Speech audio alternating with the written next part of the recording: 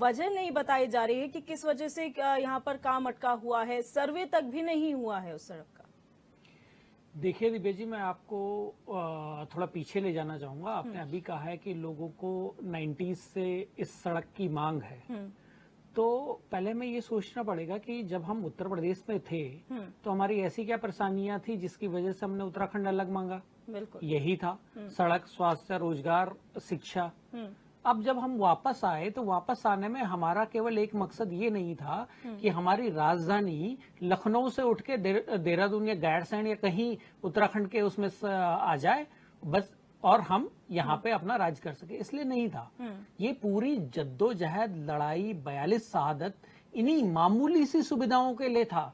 UP में हम कहते थे कि हम इग्नोर हो रहे हैं, हमारे काम नहीं हो रहे हैं, हम सामाजिक पिछड़ापन, आर्थिक पिछड़ापन और शैक्षिक रूप से पिछड़ेपन की तरफ को उत्तराखंड जा रहा है, हमारी संस्कृति खत्म हो रही है, हमारे लोग यहाँ से पलायन कर रहे हैं। अगर हमारा अपना राज्य बनेगा तो हमारी सड़क हमारे नजदीक, घर के नजदीक होगी, स्वास्थ्य नजदीक होगा, शिक्षा नजदीक होगी, रोजगार पहाड़ों में होगा। इसीलिए हमने यूपी से उत्तराखंड को अलग मांगा था। अब मैं पावर की बात करता हूं। जब उत्तर प्रदेश के मुख्यमंत्री मुलायम सिंह यादव केदारनाथ से जो घोषणा करते थे तो वो यूपी में नोटिफिकेशन होके और उसका शासनादेश बनके यहाँ पे इम्प्लीमेंटेशन हो जाता था। लेकिन आज हमारे जब मुख्यमंत्री घोषणा करते हैं तो उनको 2 साल लग जाते हैं किसी भी चीज को क्रियान्वयन करने में। अब फॉरेस्ट क्लियरेंस की बात तो तब आएगी ना जब आपकी रोड का सर्वे होगा। आपने कहा कि उसमें अभी सर्वे भी नहीं हुआ है। जब सर्वे ही नहीं हुआ है तो उसमें फॉरेस्ट लैंड या फॉरेस्ट का या सिविल लैंड का मामला ही कहां से आता है। देखिए, गलती कहां है, कहां चूक कर रही है सरकार, ये है कि जब इनके आका जो दिल्ली में बैठे हैं उनके छोड़े गए कुछ ब्यूरोक्रेट्स जो उत्तराखंड के ऊपर राज कर रहे हैं, उनकी वजह से ये चीज लटकी हुई है। क्योंकि कोई भी अधिकारी जाके किसी को भी एक पेज बता देता है। हमारे जो माननीय मंत्री हैं अभी, ठीक है, उनमें बहुत सारे लोग ऐसे हैं जो मंत्री बनने के काबिल हैं, लेकिन वो कैबिनेट से बाहर है, और बहुत सारे ऐसे हैं जो उस पद के लायक नहीं है, वो उस पद पे बैठे हुए हैं। इसमें मुझे बोलने में कोई गुरेज और कोई दो राय नहीं है। माननीय मुन्ना सिंह चौहान जो यूपी के टाइम से एक बहुत बड़े संसदीय परंपराओं के ज्ञाता और बहुत विद्वान जो इनके यहाँ एक विधायक हैं जिनको मंत्री पद सुशोभित करना चाहिए था, जो क्षेत्र की भावनाओं को रखते हैं, जो क्षेत्र की चीजों को रखते हैं, वो लोग बाहर बिठाए हुए हैं। तो ऐसे बहुत सारे मुद्दे हैं क्योंकि उत्तराखंड में ब्यूरोक्रेसी हावी है, और हमारे जो मंत्रीगण या हमारे जो नेता हैं, जो हमारे जनप्रतिनिधि हैं, उन्हें संसदीय ज्ञान का पता ही नहीं। अभी फॉरेस्ट लैंड की बात कर लेगा तो उसके बाद हमारे मंत्री जी शांत हो जाएंगे कि फॉरेस्ट का क्या होगा, फॉरेस्ट डिपार्टमेंट देखेगा।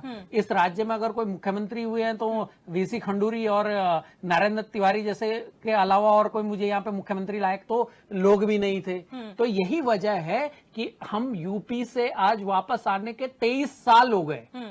23 साल में भी अगर हम हर गांव तक रोड नहीं पहुंचा पाए हैं, स्वास्थ्य की सुविधाएं नहीं पहुंचा पाए हैं, स्कूल नहीं पहुंचा पाए हैं, तो ये गलती हमारे सियासतदानों की है। इसको हम ब्यूरोक्रेसी पे नहीं डाल सकते हैं, क्योंकि हमारे सियासतदान इतने अपरिपक्व हैं, इतने वो नकारा हैं कि वो यूपी में जो हमें प्रायोरिटी मिलती थी, आज हम यूपी से बदतर तरीके से जा रहे हैं।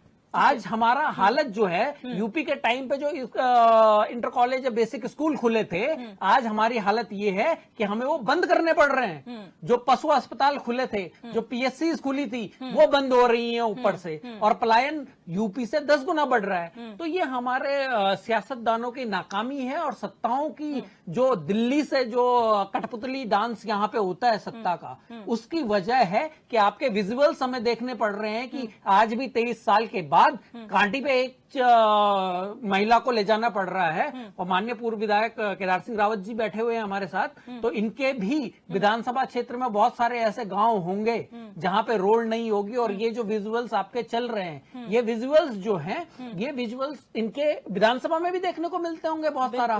23 साल से जो 3 जिलों का विकास हुआ है, वो केवल देहरादून, हरिद्वार और उधम सिंह नगर, इसके अलावा आप पहाड़ में जाओगे तो वो यूपी के टाइम से भी बदतर हालत में है। ठीक है, केदार सिंह रावत जी, जब हम कहते हैं कि सरकार की योजनाओं का क्रियान्वयन का काम अधिकारियों का होता है, अगर अधिकारी नहीं सुनेंगे तो कहीं न कहीं जनता का विश्वास सरकार में से उठता है और कहीं न कहीं छवि धूमिल होने का काम अधिकारी ही करते हैं। बनाते भी अधिकारी हैं और बिगाड़ते भी अधिकारी हैं। तो क्या लगता है कि आखिर जो ये पेच ढीले होने की बात की जाए, जो सरकार जीरो टॉलरेंस की बात करती है, उसके राज में अगर इस तरीके से ब्यूरोक्रेसी हावी होगी तो फिर कैसे काम चलेगा?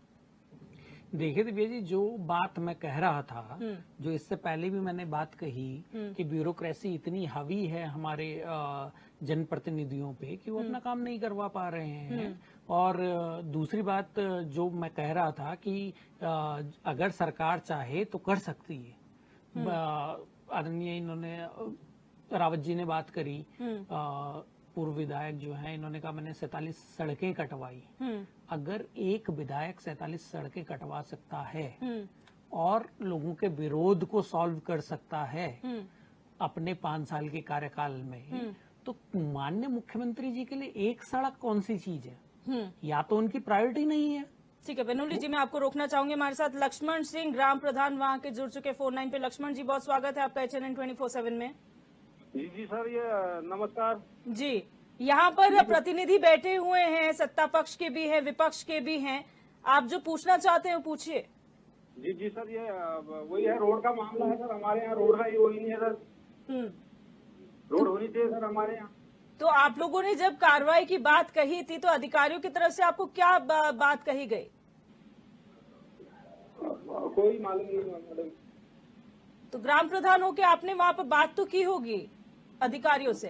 जी जी जी जी। तो फिर क्या आप लोगों को आश्वासन मिला है? कोई लेटर नहीं आया मैडम, कोई नहीं आया है? कोई लेटर नहीं है। जी। तो आप क्या चाहते हैं? एक बार खाली सर्वे के लिए लड़का आया था हमारे अल्मोड़े से के लिए, तो वो सर्वे करने गया था। जी बस, उसके बाद कोई वो नहीं हुआ। तो एक व्यक्ति आया था सर्वे करने के लिए, ये आप कह रहे हैं? ठीक है, ठीक है, बहुत शुक्रिया हमारे साथ जुड़ने के लिए। पंकज पेनुली जी, एक व्यक्ति, जहां पर सरकार की योजना की बात होती है वहां पर एक व्यक्ति सर्वे के लिए पहुंचता है, ये वाकई मतलब सोचनीय विषय है। जहां पर एक टीम जानी चाहिए एक सड़क बनाने के लिए, वहां एक व्यक्ति क्या सर्वे कर पाएगा सर? देखिए, यही दिव्या जी मैं कह रहा था कि उनकी इच्छा शक्ति, अगर मुख्यमंत्री चाहें तो सड़क उनके लिए बहुत छोटी सी चीज है। पूरा राज्य का कंट्रोल उनके पास है। PMGIS है, प्रधानमंत्री की ग्राम सड़क योजना है, स्टेट की PWD की अपनी है, मुख्यमंत्री का अपना फंड है, बहुत सारे तरीके हैं। ये रोड चंद करोड़ की होगी, लेकिन उसके लिए मुख्यमंत्री के पास बहुत सारा बैकअप है। मुख्यमंत्री बहुत सारी उनके पास चीजें हैं जिससे क्रियान्वयन हो सकता है। इसमें दो ही चीज है, अगर एक विधायक 47 रोड़े कटवा सकता है, रोड़ों के मामले सॉल्व कर सकता है, तो मुख्यमंत्री क्यों नहीं? वो भी 2 साल के बाद तक।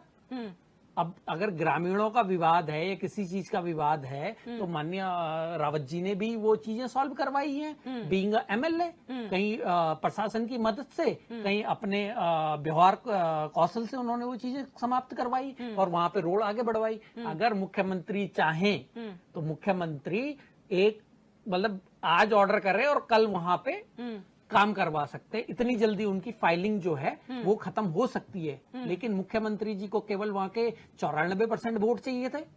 एक सीट खाली करवा के खटीमा की जनता ने हराया ना, इसीलिए हराया होगा क्योंकि बीइंग मुख्यमंत्री रहते हुए जब ये 2 साल में एक सड़क नहीं कटवा सकते हैं तो बीइंग विधायक ही क्या काम कर रहे होंगे उस टाइम पे? अगर मुख्यमंत्री होके 2 साल की, और वैसे भी इनका एक खटीमा में कितना इनकी जनता के प्रति, हमारे माननीय मुख्यमंत्री जी की जनता के प्रति जवाबदेही और कितना वो जनता के लिए समर्पित हैं, ये उनके एक वायरल वीडियो से पता चलता है जिसमें माननीय मुख्यमंत्री जी कहते हैं मैंने किसी की चोरी बंद नहीं करी, जो करता होगा। मैंने किसी का धंधा बंद नहीं करा, जो करता होगा। तो क्या हमारा मुख्यमंत्री कार्यालय भी ऐसे ही चल रहा है कि जो कर रहा है करते रहो, मुझे किसी का चोरी नहीं रोकी, मैंने किसी का धंधा बंद नहीं करा? अगर इसी तरीके से चल रहा है तो भैया मुख्यमंत्री की साख, जो उत्तराखंड के मुख्यमंत्री की साख है, उस पर बट्टा लगाने का काम है। और अगर मुख्यमंत्री जी अपने कार्यालय से खनन के डंपर छुड़वाने के लिए ऑर्डर करवा सकते हैं, तो इन ग्रामीणों के रोड के लिए क्यों नहीं करवा सकते हैं? इन ग्रामीणों की समस्या को समाप्त करने के लिए क्यों नहीं करवा सकते हैं? और ये बहुत दुखद विजुअल हैं जो आपके टीवी स्क्रीन पे चल रहे हैं। जी, केदार सिंह रावत ये विजुअल्स एक 2 मिनट मुझे और दीजिए। ये विजुअल्स केवल रोड के ही नहीं, स्वास्थ्य के भी हैं। स्वास्थ्य का रेखाड़ी, जो पौड़ी का रेखाड़ी ब्लॉक है, वहां की आए दिन खबरें आती है। आज ये प्रसूता खत्म हो गई, कल वो खत्म हो गया, परसों वो खत्म हो गया। कितने लोग हमारे, कितनी जो प्रसूताएं होती हैं वो दम तोड़ देती हैं पीएससी सीएससी में, और हमारे पास उनको इलाज देने के लिए लोग नहीं होते। कहीं डॉक्टर नहीं होता, कहीं नर्स नहीं होती, कहीं ब्लड नहीं होता है। तो माननीय रावत जी कह रहे थे कि बहुत सारे काम हुए हैं, हुए होंगे, अगर सरकार चल रही है तो होगा और काम, लेकिन वो अप टू स्केल नहीं है। हमारे पास पहले ज्यादा सुविधाएं थी। ठीक है, केदार करने का प्रयास हम करेंगे। और उसकी टीम रहती है, यही रहते हैं ठीक जो भी है। डॉक्टर पंकज पनोली, क्योंकि जो है संपर्क टूट गया, लेकिन विपक्ष की अगर हम बात करें, विपक्ष जहां पर इतने सारे मुद्दे उठाता है, अभी उसका जिक्र नहीं कर सकते, लेकिन अंकिता भंडारी जैसे हत्याकांड है, ये हत्याकांड है जो ठीक है उसमें न्यायिक प्रक्रिया है, लेकिन ऐसे मुद्दे भी हैं जहां पर मूलभूत सुविधाएं गांव में नहीं पहुंची हुई है। क्या आपको नहीं लगता कि विपक्ष में जो क्षेत्रीय लोग हैं उनको भी इसकी आवाज उठानी चाहिए? क्योंकि विपक्ष कांग्रेस की बात करे तो कांग्रेस कहता ही है कि सरकार सुनती नहीं, हम कितना भी हल्ला मचा लें। देखिए दिव्या जी, मैं आपको अपना एग्जाम्पल देता हूँ। ढुंगबंदार पट्टी में ग्राम सिम्या मेरा पैतृक गांव है। ठीक है, पैतृक गांव में वो लासी से, और एक गांव है लासी, वहां से एक रोड आ रही है 3 किलोमीटर की, जो मेरे गांव को टच करते हुए फिर वो ऊपर चल जाएगी समंडी धार के लिए। तो वो केवल 3 किलोमीटर का स्ट्रेच है। 3 किलोमीटर का स्ट्रेच, आज 3 साल हो गए। वहां पे कटिंग हुई, कटिंग के बाद वो वैसे ही छोड़ दिया गया।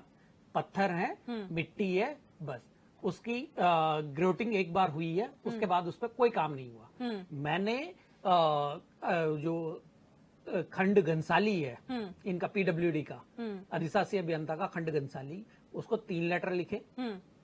ठीक है, यहाँ पे जब पूर्व में एजाज अहमद वो थे पीडब्ल्यूडी के एचओडी, उनको लिखा।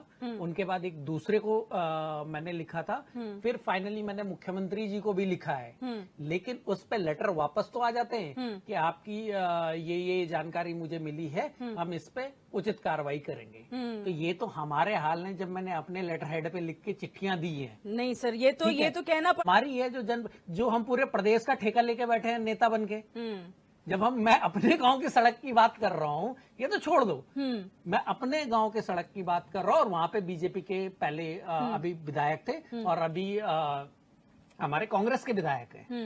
इन दोनों को भी मैंने संपर्क करा, लेकिन वहां से जो आंसर आए वो चीज अलग है। लेकिन पेनोली जी, इस वक्त पे ऐसा कहना, जब सोशल मीडिया इतना एक्टिव है, जब सूचना के बहुत सारे तंत्र हैं, जब पूरा का पूरा जो एडमिनिस्ट्रेशन है वहां पर बैठा हुआ है, वो मॉनिटरिंग कर रहा है। आजकल ऐसा कोई भी विभाग नहीं है जो सोशल मीडिया मॉनिटर नहीं करता है, क्योंकि उसमें कभी भी कोई खबर चल जाती है। इस वक्त मीडिया बहुत मॉनिटर्ड है, ये कह सकते हैं हम। तो ऐसे में कोई खबर ना पता चल पाना ये बहुत मुश्किल है, क्योंकि छोटी सी छोटी बात वायरल हो जाती है। संज्ञान में सब कुछ होता है। एक अधिकारी ने ऑफ द रिकॉर्ड मेरे को ये बोला है कि भाई साहब आप थोड़ा देहरादून जाके हल्ला गुल्ला करो, हैं, आपके 1 महीने के अंदर ये चीज हो जाएगी। एक अधिकारी ने, और एई लेवल का अधिकारी है वो, उसने कहा मैं ऑफ द बोल रहा हूँ कि आप ये करवा दो, हमारी भी क्या करें, हमारी भी मजबूरी है, हमें भी आगे से ये है वो है। दूसरा उन्होंने जो मुझे बताया, ठेकेदारों के पंगे बताए कि जो ठेकेदारी प्रथा है उसके चक्कर में जो ठेकेदारों के अपने यूनियंस होते हैं, उसके विवाद भी पीडब्ल्यूडी लगातार झेलता है। तो ये बोलने का मतलब है कि मैंने अपने, जो मैं पूरे प्रदेश का एक दल से प्रवक्ता होकर पूरे प्रदेश का ठेका लेके बैठा हूँ, वो अपने गांव के सड़क के लिए मैंने इतना संघर्ष करना पड़ा। तो माननीय रावत जी कह रहे थे कि प्रधान जो है उनको पता ही नहीं है और वो बोल ही नहीं रहे हैं। तो ऐसे बहुत सारे प्रधान हैं जो बेचारे अधिकारी के आगे जाने से पहले डरते हैं। ठीक है, अधिकारी जैसे दुत्कार के बेच वो बेचारे आ जाते हैं, क्योंकि कुछ तो उसमें ये है कि जो रिजर्व सीट के हैं, कुछ है महिलाएं जो प्रधान बनी है। तो ये भी हमारे जनप्रतिनिधियों का काम है, चाहे वो एमएलए चाहे एमपी, सरकारों का काम है। अब मैं अपने गांव के सड़क की बात कर रहा हूँ, मुझे 3 महीने हो गए इसके पीछे लगे हुए, तो उस प्रधान का और उसका क्या ही वो होगा। ठीक है, मनोज रावत जी एक बार फिर हमारे साथ जुड़ चुके हैं। मनोज पेनुली, आप क्या कहेंगे, विपक्ष की तरफ से क्या रोल की हम उम्मीद करें, क्योंकि ऐसे कई मामले हैं लेकिन इस मामले को क्योंकि उठाया गया है तो इस मामले में हम क्या उम्मीद कर सकते हैं? देखिए दिव्या जी, पहली बात तो ये है कि ये ना तो इकलौता गांव है और ना आखिरी गांव है जहाँ ये प्रॉब्लम है। उत्तराखंड के बहुत सारे गांव ऐसे हैं जिनमें आज भी ये प्रॉब्लम है कि वहां तक रोड नहीं है। तो माननीय मुख्यमंत्री जी अगर पीडब्ल्यूडी एचओडी को और पीडब्ल्यूडी सचिव को अगर ये निर्देश देते हैं कि जहाँ पे भी घोषणाएं हुई हैं, जहाँ पे भी रोड कटी है और जहाँ पे भी ये चीजें पूरी नहीं हो रही हैं, तो इसके लिए अगर वो स्पेशल एक फंड का वो करें और एक स्पेशल टीम एसआईटी गठित करने की हमारे इस सरकार को बहुत अच्छी आदत लगी है।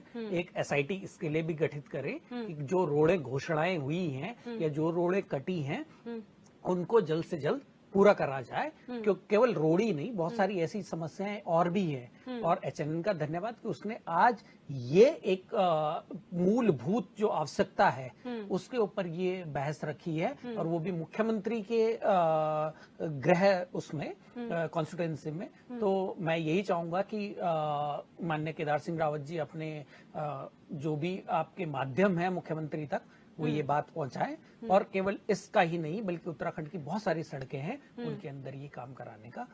बिल्कुल। देखिए मैं एक